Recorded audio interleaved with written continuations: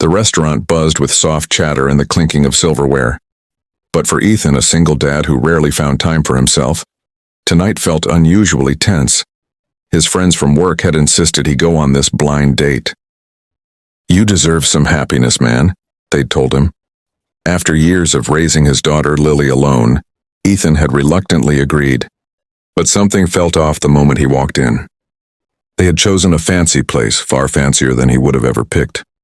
His friends kept sending him teasing texts. "Hope you're ready. This one's going to be fun. Don't chicken out." Ethan frowned but ignored them. He wasn't here for games. He genuinely hoped to meet someone kind, someone real. Then he saw her. At the corner table sat a woman wearing a soft pink dress, nervously smoothing the fabric over her lap. She was larger than the average woman, with a round face and warm eyes hiding behind her anxiety. When she saw him approaching, she immediately looked down, as if bracing herself for disappointment. Ethan's friends had sent the final text. "Tell us when you see her, you're gonna die laughing." His heart sank. This wasn't a date, they had set him up as a joke. He stared at the woman again. She sat stiffly, shoulders drawn tight, clutching her purse like a shield. And suddenly he understood. She knew. She had probably experienced this before. People judging her before she even spoke. People thinking her weight defined her worth. Ethan's jaw clenched. He refused to be part of that cruelty. He walked up to the table, and the moment she heard footsteps, she whispered without lifting her eyes, I know you must be surprised. If you want to leave, you can. People usually do." Her voice cracked at the end.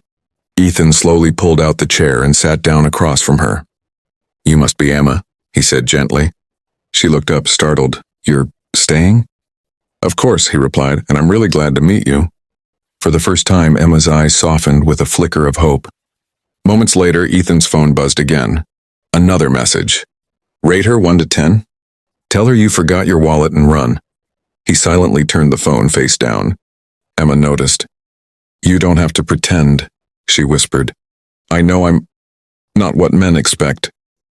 Ethan leaned forward, his voice steady. "Emma, the only thing I expect tonight is honesty and kindness and maybe a good conversation." She blinked rapidly, overwhelmed. Nobody had spoken to her like that in a long time.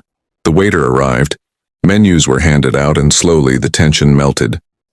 Emma laughed softly at his dad jokes, and Ethan found himself genuinely enjoying her gentle humor, her intelligence, her vulnerability. As minutes turned into an hour, he realized something powerful.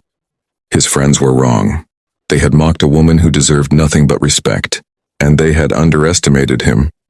A man who saw hearts, not bodies. By the time dessert arrived, Ethan felt something he hadn't felt in years. Comfort.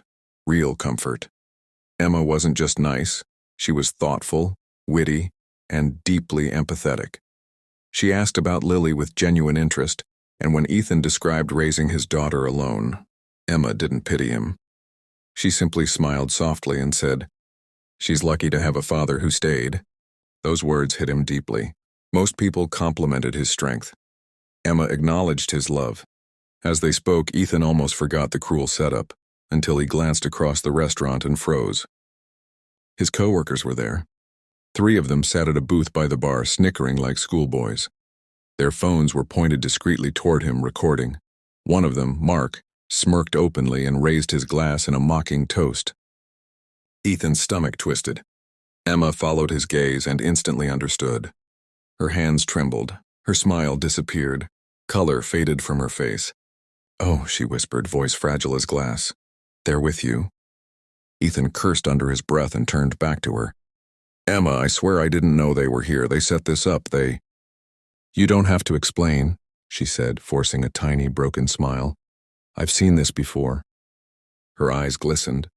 "People think it's funny. Inviting me, watching me, waiting for me to embarrass myself. I shouldn't have hoped this time would be different."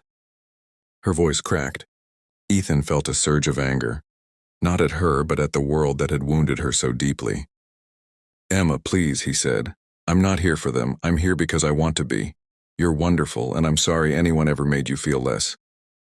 Before she could respond, Mark suddenly stood and called loudly across the restaurant. "Hey, Ethan, how's the view? You need extra space at your table?" The entire booth erupted in rude laughter. Gasps spread around. A few diners shook their heads in disgust. Emma's face collapsed. She quickly grabbed her purse, fumbling to stand. "I should go," she whispered, voice trembling. This was a mistake. Ethan stood immediately.